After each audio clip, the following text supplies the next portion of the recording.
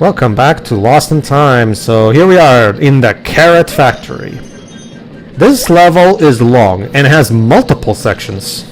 Yeah. It's also one of those levels where, at first it looks like it won't take a long time since the exit's not too far, but, well... The cutscene literally opens with them closing the proper path on us, which means we have to go out of our way to do a big detour just so we can raise that fence again, so we can get back on the main path to chasing Rocky and Muggsy. See? I have to go all the way for the other path just so I can go around and reopen this thing. Don't you see, Pedro, you should do like the protagonist of Right to Air Retribution. You know, steal a truck, go to a dam, kill everyone inside, then deactivate the dam, and then run the truck into the fence. Hold on, Tio, you forgot the important part where he has sex with Sexy Women. That was, believe it or not, Jova, that was not part of that specific quest line. No. When it came to stealing the truck, remember, he had to help out that mechanic at some point while chasing down Anvil, essentially. Mm-hmm. Oh, wow. Which, led to the sex scene.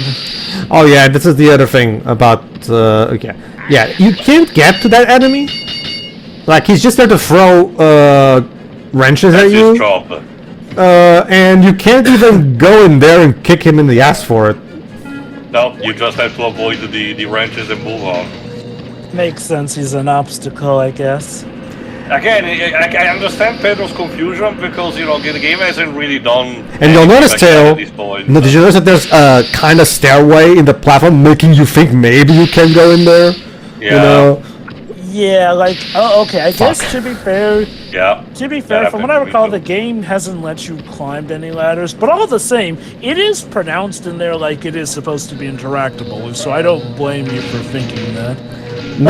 I think I do get what it means. It's like, I'm guessing that the enemy is hittable, but obviously to keep it from you being able to hit him, they just made him out of reach, essentially. Basically, yeah. Also, the platforming sections can be annoying because it's conveyor belt combined with water pushing you away from into your death. It can be annoying. I kind of get it why they did a level like this, because, climaxing factories are practically a staple of the franchise. So, it's an excuse to have the whole, different process, conveyor belts and everything.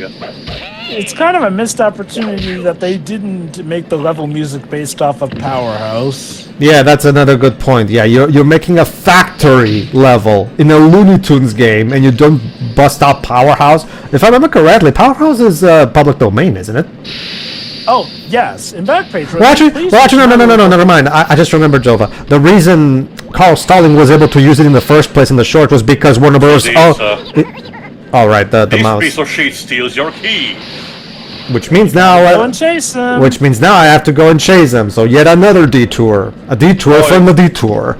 And if you fall into the whole, you actually preclude yourself, if I recall correctly, from this optional path that actually has a clock at the end, if I remember correctly.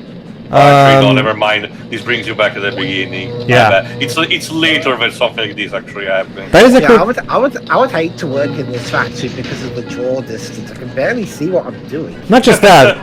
not just that. Like, notice still that fan or whatever it is, it blows me back to the beginning of the level, and I can't go back. So, and there's not really any good reason for that. It's just there so that the developers can be dicks, and it's basically a beginner's trap, as I've just demonstrated, right? Like, imagine like a little kid who doesn't really get things. Like, he'll go in there and boom, now you're back at the beginning of the level, fucker.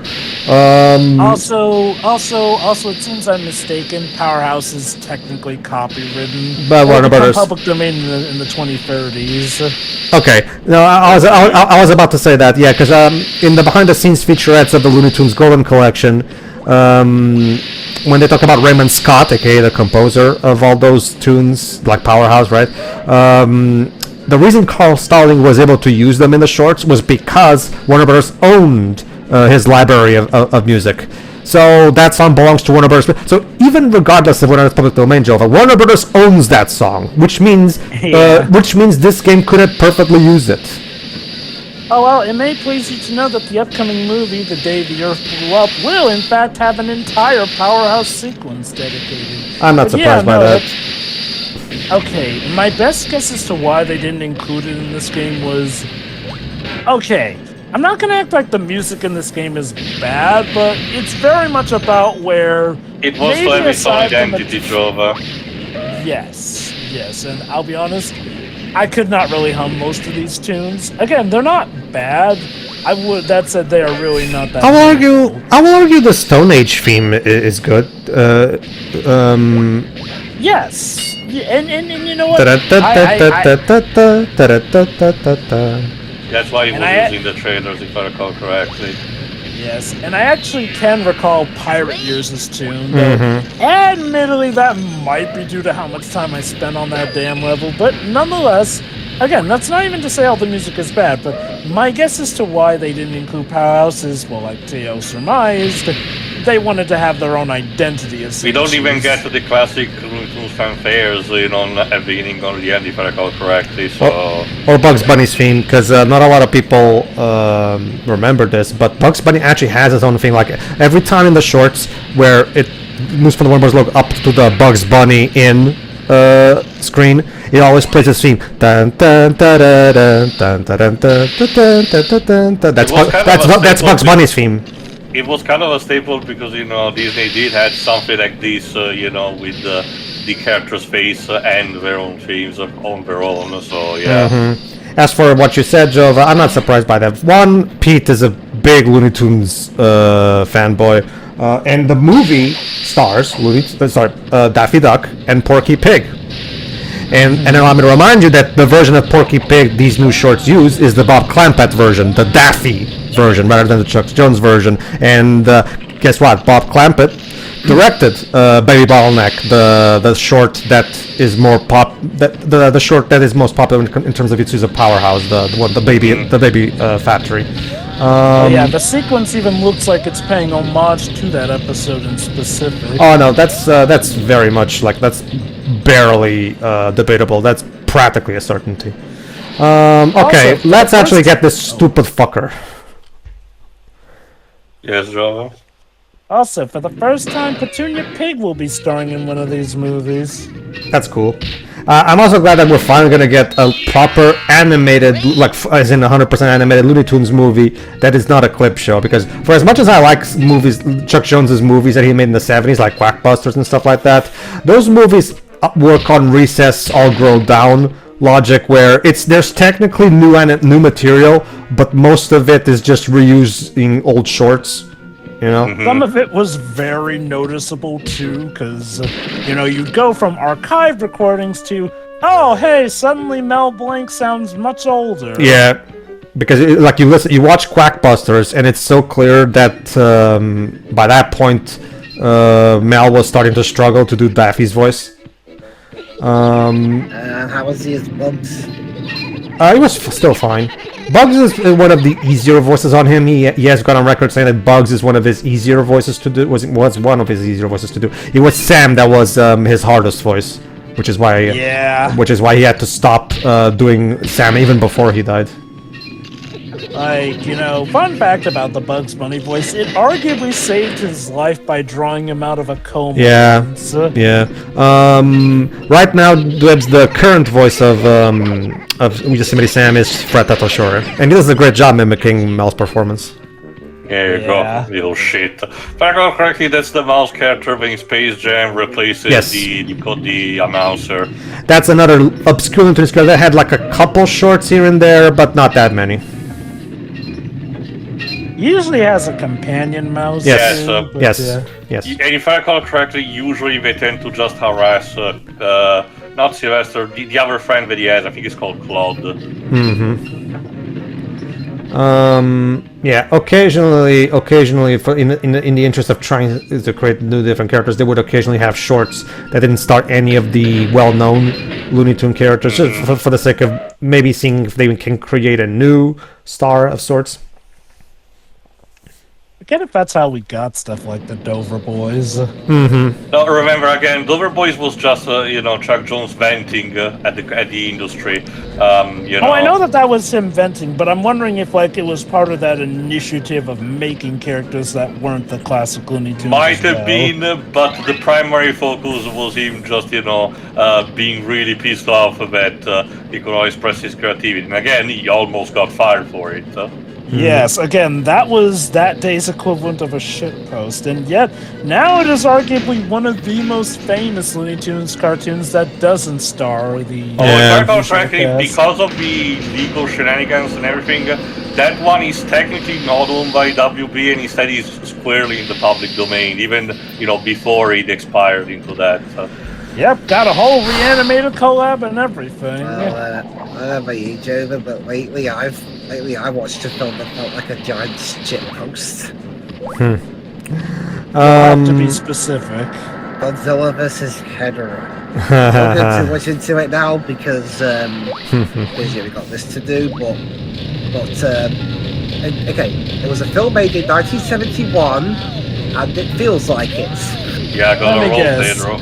Let me guess. It was at a point where the franchise felt like it could do no wrong, so they just didn't really care. Also, like it was made on drugs. Yeah, Drova, it was the 70s, so of course it was, save the environment and let's get trippy. Hedorah is actually not that bad, I argue, as a kaiju, but it's a product of its time. Yep. 70s. Yeah, I'll get more into it another day. Indeed. I don't remember Wait, where you're oh my god, the supposed to use 70s. these keys. Does it go disco? I don't think so. No. Okay, well, I mean, since Looney Tunes, you could probably draw a key onto something and use that. You could probably draw a door onto a wall and use the key for that. Looney Tunes mixed with Godzilla. Well, there was a comic book tie-in promotion to Godzilla X Kong that made them, cross over with the Justice League, so that's probably as close as you're gonna get. Basically, yeah. Another tangential crossover when you think about it. If Godzilla ever fought the Justice League, Godzilla would win in about 2 minutes. I don't remember actually. Even if it isn't the Final Wars version of it, we still curb stop everyone. I'm pretty sure Superman beat him once. Yeah. Again, I don't remember exactly how the comic goes, but I'm pretty confident, your average Kryptonian can actually stand the ground. Again, the Final Wars one, though. Because the... No, even that Superman could take on. So yeah, because the mouse set piece was so great, we had to do it twice. Well, no, you're still in the same place as before. Right, never mind. But yeah, you have a point. We're gonna have to do it twice. So. Yeah, we're gonna have to do it twice. My point still stands. We're going to actually get a second key later on because, like I said, the mouse set piece is so awesome. We had to do it twice. I just genuinely forgot where you're supposed to use the key. We need to find a specific door. You'll see. Oh wow, this level does go longer than I remember. It's more to be fair. It's the frustration effect, Drova. Well, to be fair, I'm also finding myself going back in backtracking here and there. It's also more so the fact that the level can get a bit confusing because there you go. Whatever. Right there. Okay, so basically I got the key. Basically, if I remember correctly, I'm supposed to first raise the fence and then I can find the door. Then there's another sequence after that. Even if it may have broken the game, I feel like it would have been improved significantly if you could, move while hovering with the propeller move. Mm-hmm. That would have been nice. But, nope. Alright, if I remember correctly, there was this...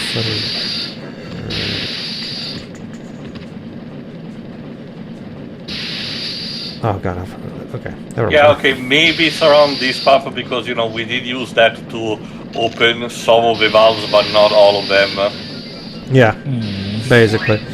There's also a really good, speaking of Chuck Jones shorts, there's one in particular that even was nominated for an Oscar, called Now Hear This. Which is a short that is a bit divisive. Some people don't like its approach. Its minimalistic approach. Other people find it an interest, like me, finding it an interesting one-off. where basically the premise is that the devil, yes, the devil, lost his left horn. Which, and get this, Dwibs, the horn is discovered by an elderly man in the UK and repurposed as a hearing trumpet. So basically... So he takes something evil, it's the devil, and use it for him. It's also good. Basically, the man, since it's the devil's horn, though, when he puts the horn in his ear, he starts experiencing a series of surreal hallucinations, and this is the point where Track Brown takes center stage. For those who don't know, Carl Stalling did the music of the Looney Tunes shorts, but who did the sound effects, you might wonder? That was the guy called Track Brown. And since that short is a shit ton of sound effects, there's not even any music, it's mostly just sound effects, that's the short where Track Brown got to show off his metal, because all those wacky, cool, iconic, and unforgettable sound effects were all done by Track Brown experimenting with various instruments and various tools that he had at his disposal. This particular short that I'm talking about now here, was basically his masterpiece, where there was no music, and the entire short, most of the short was basically just carried by his sound effects and the excellent timing of said sound effects. So it's a very interesting short that I do recommend checking out. But it's probably a good thing that there's no collectible hidden behind never dying in the level. And there's Muggsy. So he's gonna keep pressing the switch. So you have to do is you have to make him fall into one of these holes. All right, and now we can finally raise the fucking fence. There you go. See, basically, literally is how Bugs deals with a fence. So basically, the first half of this level is you walking all around, so you can raise the fence, so you can get back to the beginning of the level, and now you can go through that particular path. Gotta love when platformers do that. Remember, Job, as Bubsy said, what would a platformer game be without platforms? I can't believe that's getting a compilation re-release. On the one hand, it's good. Game preservation on the other hand. You have to thank China for that. For some reason, someone there just loves Bubsy enough to acquire the license. But Joe, surely those resources and the game preservation thing could be reserved for something of more value than the fucking Bobcat. Oh, don't get me wrong, that's what I was about to get to. While game preservation is always a good thing, yeah, I would argue that there were much more deserving series that deserve to be It's kind of like what the rest of us said with Plumbers Don't Wear Ties. Sure, as a novelty factory is actually not that bad of an idea, but I argue limited run games could have spent the time to do something else. And that series is also, I swear, it's like, I think every actor who's voiced Bubsy, or at the very least most of them have expressed in some form that they hated the role. Like, I know Rob Paulson and Danny Minella have. Yes, well, there's a good reason for that, is that Bubsy is someone who's geared to be annoying. The problem is, he does not have any charisma whatsoever. Like, annoying characters can work, and heck, sometimes even be fun to play if they have charisma. Let me put it like this. Pre-Summer managed to have fun playing Elmira Duff, despite Elmira Duff being one of the most hated characters off of Tiny Toons, essentially. Oh no, of course. Again, Looney Tunes logic. See, the thing is, Joe, but the way to make quote-unquote annoying characters work is if we care about the characters being annoying. Which is probably why it works with Elmira Duff. Sometimes Yeah. too well, because what she does arguably borders onto animal abuse, but it's Looney Tunes. But I do get why that makes some people uncomfortable. I mean, her behavior, especially in one specific short where Buster frees a lot of animals from her house, like, her behavior is always painted in a negative light, to be fair. Oh yeah. Look, I don't.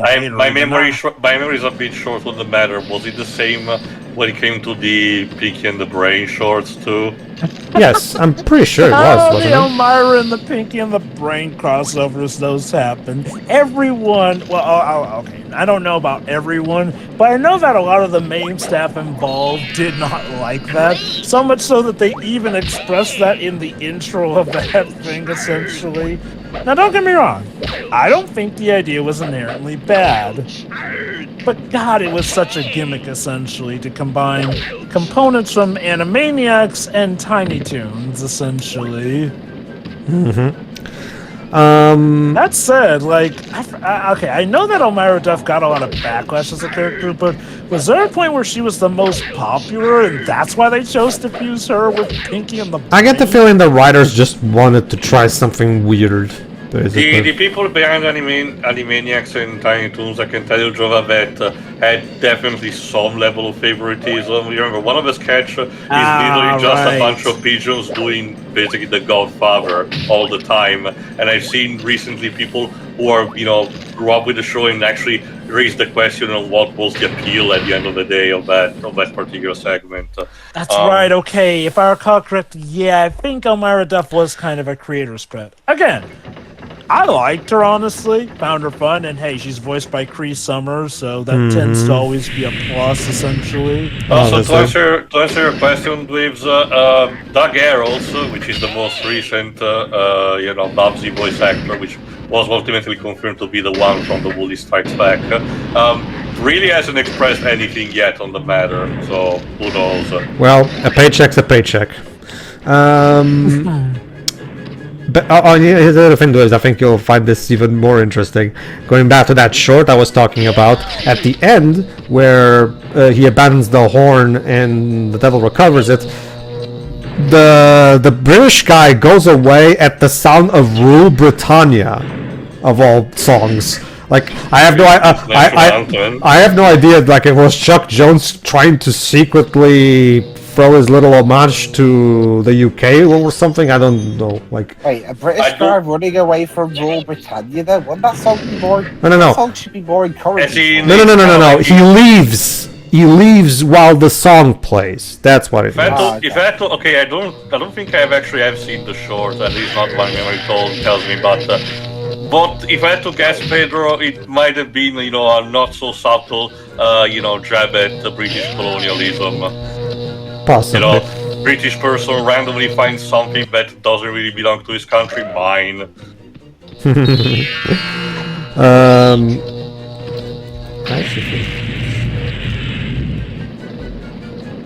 Honestly, the only major shorts that I remember where the devil was involved some capacity is the one where Yosemite Sam gets sent to hell and then gets sent through different times with specific objective to, kill bugs if he wants to come back to life. And yeah, in the end, he's like, fuck it, I'm staying here. Yeah. Why he gets different appearance like a Roman legionnaire. Wait. Was that an episode of one of the compilation movies? Okay, I don't... Oh, God, it might have been from one of the compilation movies then. I need to remember, because the only one I have more neat in memories is Patrick Buckbuster.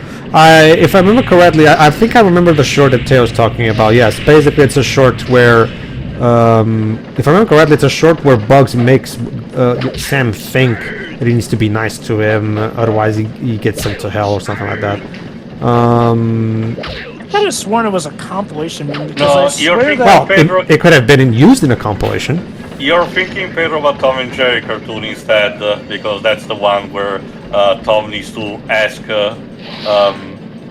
there you go. Needs to ask Jerry to sign the contract, otherwise he basically goes to hell. No, like I said, the premise of the one that I watched was that Yosemite Sam died. I don't remember the circumstances, but I think Bugs killed him accidentally. And in hell he gets a chance to come back, but the exchange is that he has to kill Bugs, and he gets sent to 3 different time eras, and every time he fails, and at the end he's like, again, fuck it, I'm just staying here. Yeah, that's why I feel like it has to be one of the compilation movies, because I swear it might have they been were from clips from movios. It might have episodes. been from the one that ends with the Oscars parody. Oh, okay. Alright. Teo's right. Like, well, I was mistaking it for something else. It's the short that I was thinking actually is called Devil's Feud Cake. which is directed by Friz Freleng, of course. It's a Yosemite Sam short. Basically, he robs the national bank and he raises the assets, blah, blah, blah. Once Sam sees the Earth coming up and he does... Okay, so the basic... let me read the reason. Like, for some reason, the Looney Tunes wiki doesn't have, like, a basic synopsis. They just have the entire description. But the basic gist of it, he has 3 chances. After scratching to the ground, Sam goes on a spiral escalator to hell, where he's greeted by the head devil, Satan. Sam introduces himself, to which Satan discovers in the Book of Life that Sam has been a bad boy, although Sam protests that it was Bugs that made him go to hell, so Satan tells Sam that he's after Bugs as well. And since Sam has a connection with Bugs, the head devil makes a deal. If Sam brings Bugs Bunny to hell, he will be set free, but if he fails, he will remain in hell forever. Sam gladly accepts the deal, and the head devil sends him back to the world of the living. So basically the rest of the short is Sam trying to send Bugs Bunny to hell. Yeah. So that was an episode and not a movie, because it's weird. It felt like each of No, those it were was. clips from previous I remember. episodes. I think it was used as a segment in that one of the compilation movie, but it wasn't particularly long. No, the compilation movies. Well, again, aside from Blockbuster, the only other major compilation movie that I remember is the one that spoofs off Fantasy Island. Which has, I think, Daffy and Speedy Gonzales handling the situation. Very random, I know. Oh god, wasn't there a weird segment in time where Daffy and Speedy were like made as a duo that showed up and stuff? Well, kind of. Like, what there was, for example, was like a race, some race shorts that involved a race against Wile E. Coyote and Daffy Duck. Like, so it was actually probably one of the best where we would see Daffy Duck and Wile E. Coyote in the same short. It was made back. It was made, if I remember correctly, back in the early '60s, back when the animation business was not as booming as it was anymore. So it came at a time where the directors were starting to just basically start throwing shit at the wall and seeing what sticks. If I recall correctly, was that the era that gave us everyone's favorite episode, The Solid Teen Coyote? I think so, yes. Again, I personally, from memories that I have, I did not have too many problems, but from what I heard, generally fans particularly do not like that one. I'll have to rewatch it. I don't remember much from it. It's basically Wile E. Coyote builds up a giant robot, again, Acme technology, but goes basic against him. Again, from my memory, it doesn't seem to be anything particularly egregious, so... No. See, the big problem with Wile E. Coyote is that whenever he's not being used by Chuck Jones, there's always something missing, you know? Because hell, I'm sure you guys are familiar with the very beloved short where Wile E. Coyote speaks directly to Bugs Bunny, because this is one of those records. So, and that was also directed by Chuck Jones. Like whenever Chuck Jones and Mel Blanc's Wile E. Coyote voice is probably his most underrated voice, because he does such a fantastic job nailing his narcissistic ego. But if anything, Teo, it makes it a bit better to see him fail to catch the run so many times, because now that thanks to that short, now we got to see his personality. He's not exactly a teddy bear, so. I mean, he is so cocky and full of himself. Yeah. In a sense, you do get why he kind of has it coming to him. Although, to his credit, he probably would have had his prey if it weren't for the law of Looney Tunes messing with him.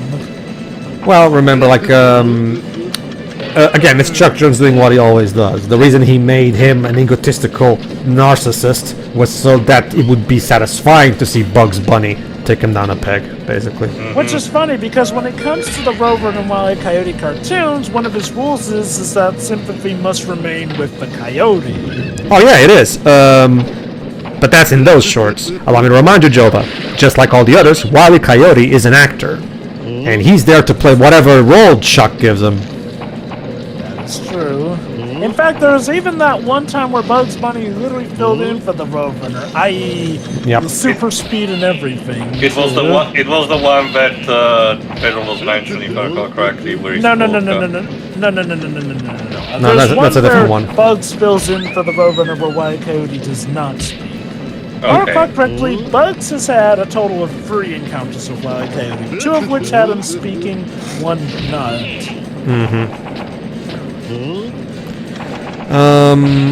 Yeah, here's the basic gist of this boss. This boss can get annoying because the basic idea is that you're supposed to drop those weights on Rocky's head. But first, before you can do that, you have to first hit Muggsy with the hammer. The problem is, every time you get hit by his bullets, you drop the hammer. And don't try to. There's no way you can possibly, you have to wait till until he's looking For at. reload. Yeah, you have to wait for him to reload because even if you try hitting him, even from behind, it doesn't work. So don't bother. So this particular part of the boss can be annoying because you have to basically just sit around and wait till Rocky. So not Rocky, Muggsy. Clip for him when he gets hit. Hey! What did I do, boss? Button up your lips. I was talking about Bugs. Oh, Bugs. There you go. Don't know what to tell you. Shut up. Bye! Button up your lips. Oh, okay, boss. Yeah. This is technically the last encounters that you have. I guess you can say that Rocky just died by falling into the factory abyss. So. I guess That so. would not be the... And you missed the golden carrot. That's the faint tail. I missed the and the golden carrot was actually on the other side, and I missed it. So don't worry, I'll get it off screen. There's no point in showing yeah. it. Trust me. Good, but you left some stuff behind you.